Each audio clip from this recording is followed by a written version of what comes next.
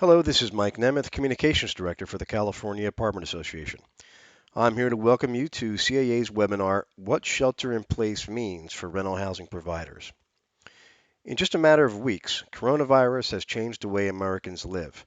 One of the major drivers of this change has been the shelter in place orders from state and local officials that call on individuals to stay at home and non-essential businesses to shutter. As a rental property owner or manager, you're likely wondering how these orders affect you and your business. To help you better understand these orders, we have two presenters today. Stephanie Shirkey, the California Apartment Association Senior Policy and Compliance Counsel, and Whitney Prout, the association's Legal and Compliance Counsel. Over the next hour, Stephanie and Whitney will discuss an overview of the governor's shelter-in-place order, a summary of local public health orders and directives, and implementing the orders in your business. They'll also touch on topics such as whether rental property businesses are considered essential and how to alter your business practices to comply with the orders. Before we get started, I have a legal disclaimer to share. CAA strives to provide accurate and timely information to assist its members. This seminar offers general information only and is not intended as legal advice. For legal advice on your specific property, please contact an experienced attorney. Information presented in this seminar is subject to change. Stay tuned and keep informed with CAA. Now I'd like to turn over the webinar to Whitney. Thanks, Mike. In today's webinar, we're going to give you a brief summary of what the shelter-in-place orders mean and how to comply with them. So we'll start out by discussing the order issued by Governor Gavin Newsom, and then we'll move on to discuss the public health orders issued at the local level. And then finally, we'll close out by getting into CAA's recommendations for complying with these orders. Now, before we dive in, note that today we'll be using the term shelter in place as an umbrella term for the various orders and directives that have been issued calling on residents to stay home and calling for businesses to cease non-essential functions at their facilities. These orders have been given various names throughout the state, from shelter in place to safer at home, stay well at home, etc. But for simplicity's sake, in today's webinar, we're just going to stick with the shelter in place moniker. So Stephanie, can you give us a quick rundown of what the shelter in place order issued by the governor says? Yeah, sure. So on March 19th, 2020, the governor issued an executive order that directed Californians to follow the order issued by the state public health officer.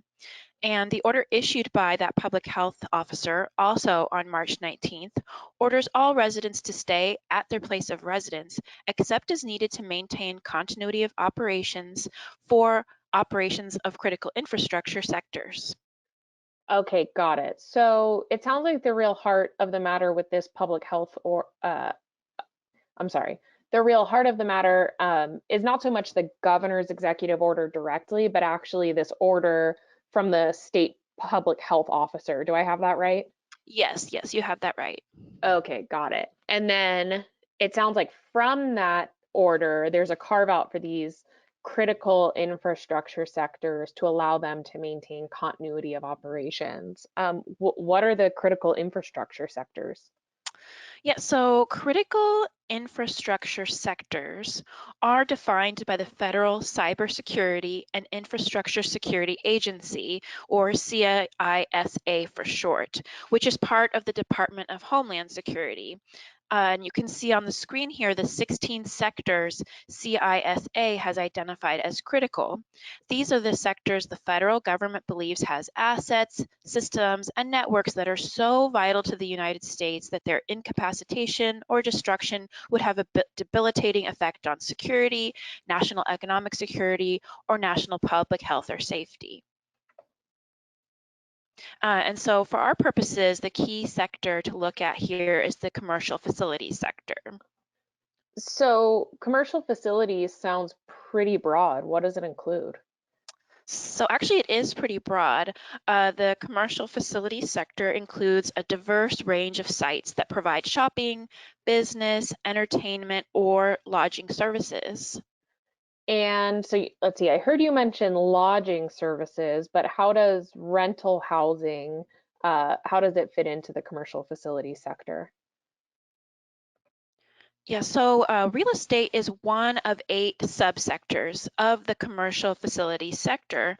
CISA has specifically identified office, apartment buildings, and condominium buildings as part of the real estate subsector. Got it. Well, that makes sense, of course, because people need a place to live. So I would think that that's pretty critical.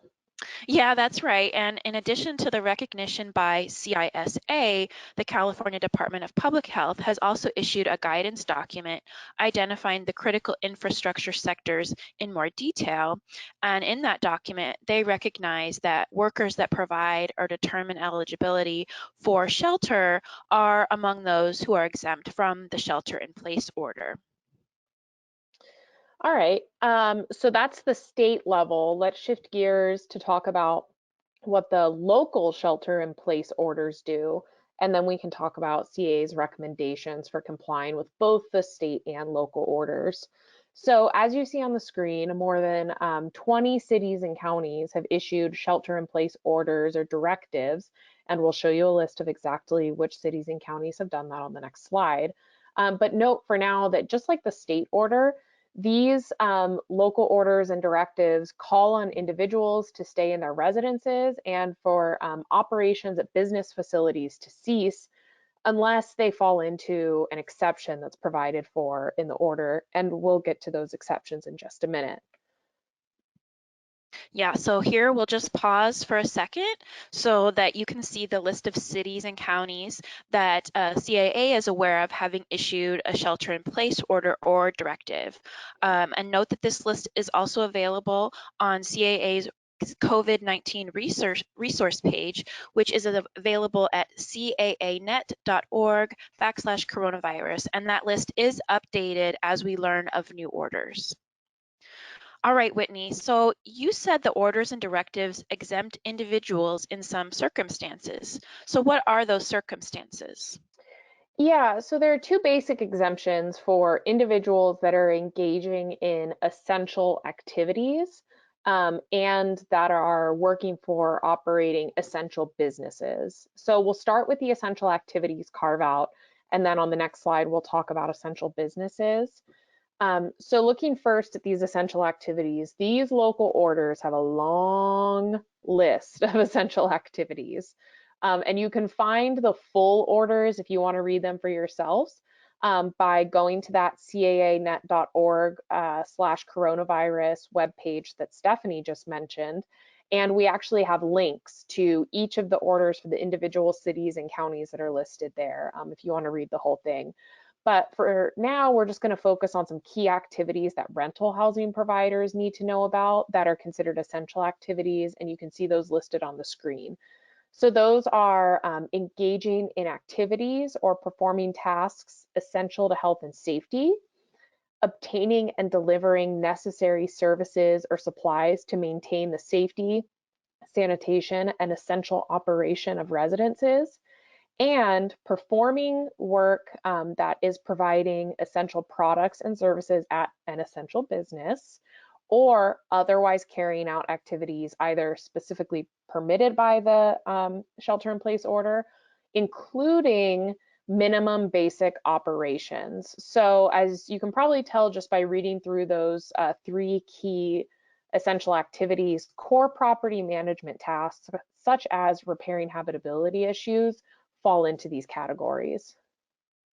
Yeah, and the term minimum basic operations is also very specifically defined in the orders as minimum activities necessary to maintain the value of the business's inventory, ensure security, process payroll and employee benefits, or for related functions, and also to facilitate employees of that business being able to continue to work remotely from their residences.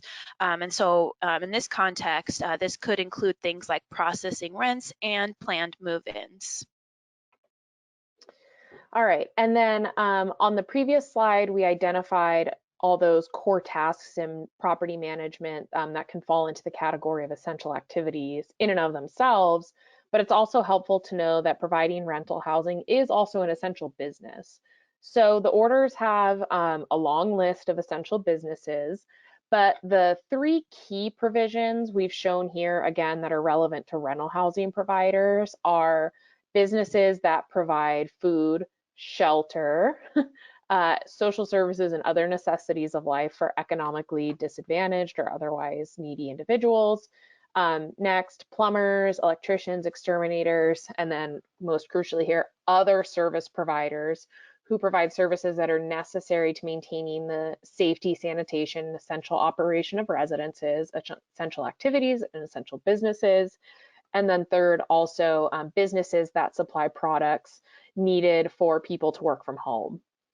Yeah, and with regard to that last point you made, Whitney, people really can't work from home if they don't have a safe home to work from, can they? Yeah, that's exactly right. So, maybe a little bit of an obvious point, but I think it's important for folks to remember that housing providers are on the front lines in many ways here by making sure people have a safe place that they can work from home and be safe and in compliance with these shelter in place orders. Okay, so before moving into CAA's recommendations for implementing the shelter-in-place orders, do note that the state and local orders differ in some significant ways. Fortunately, they are largely consistent with respect to rental housing.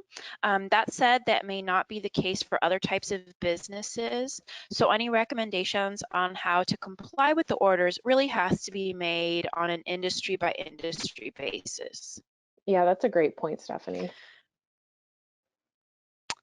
Okay, so on to our recommendations. So here you have a list of a few of our recommendations. The first one is to limit having the employees that are on site to the level that's necessary to maintain those minimum basic operations. So what you need to process rents and payroll and handle service requests for urgent habitability issues. Second, to the extent possible, also limit the necessity for in-person rent payments and other resident requests by providing contactless methods for making those payments and service requests. So things like having a Dropbox for rent or an online portal where people can pay rent or make those kinds of requests. And also just a reminder that under state law, landlords actually can't mandate that tenants pay rent online.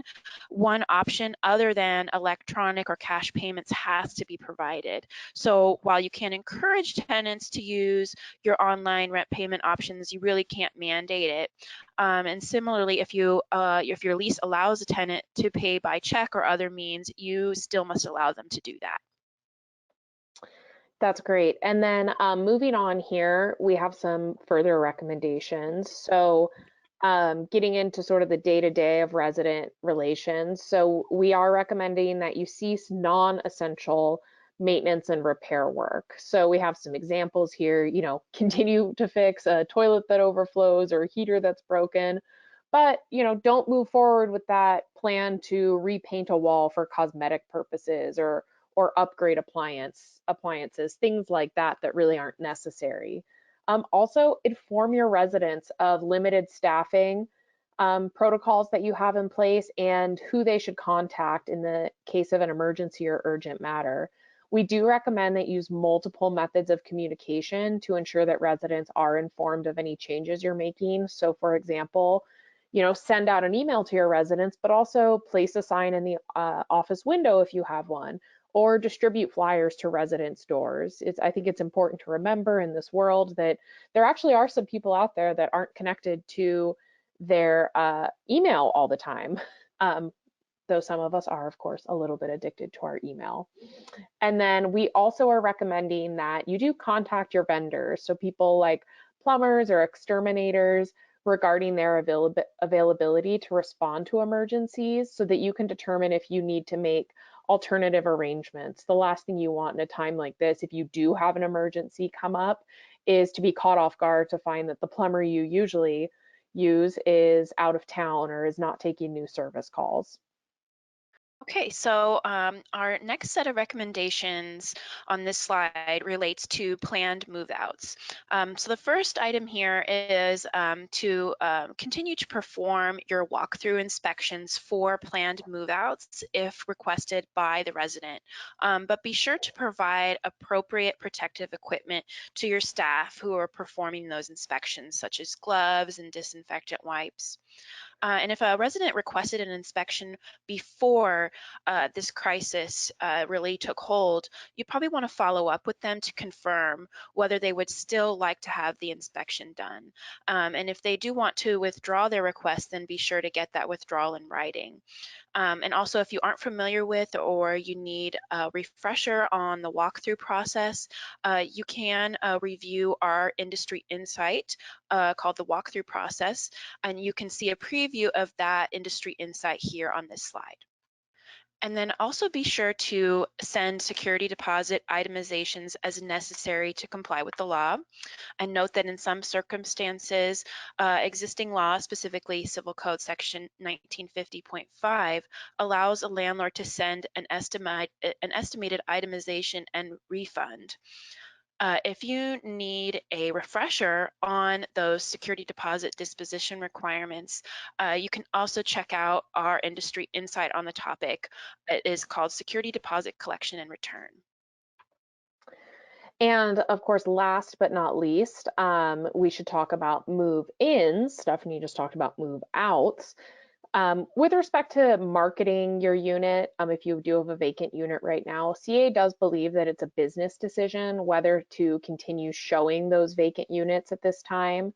If you do choose to continue showing vacant units, to the extent possible, provide virtual and low contact options. So for example, I've heard that many rental housing providers are providing these very cool virtual walkthroughs of units rather than doing in-person walkthroughs to prospective residents. Another option that some places have is prospective residents can come check in at the office and then they can actually go tour the unit on their own so that you don't have as much contact between your on-site folks and the prospective residents. But of course, we are recommending that you disinfect high-touch surfaces of those vacant units between each showing to minimize the risk of the virus spreading. And then we're also recommending that you continue to process any planned move-ins. So if you have someone who's supposed to be moving in on a certain date, do continue to move forward with that. But recommend that you implement low and no contact measures where available. So an example of that would be offering e-signing of leases rather than doing an in-person signing. And throughout this webinar, we've mentioned a couple of different circumstances where you might need to offer personal protective equipment or take measures to protect your employees. The California Department of Industrial Relations Division of Occupational Safety and Health, or Cal OSHA, has provided a really great guidance document for business owners out there that have recommendations for health and safety procedures for employers to implement. I definitely recommend reviewing that if you haven't done that. You can see a preview of it on your screen here and the URL where you can find that online.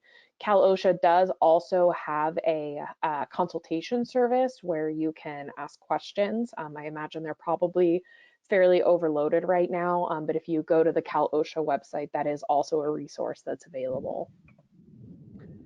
All right, so with that, we've come to the end of our webinar. And for more information about how the coronavirus is affecting the rental housing industry specifically, keep checking back at caanet.org/coronavirus. All right, and for general information about coronavirus public health information, continue to visit the Centers for Disease Control website, World Health Organization websites you see listed on the screen. Thanks for your time and be well.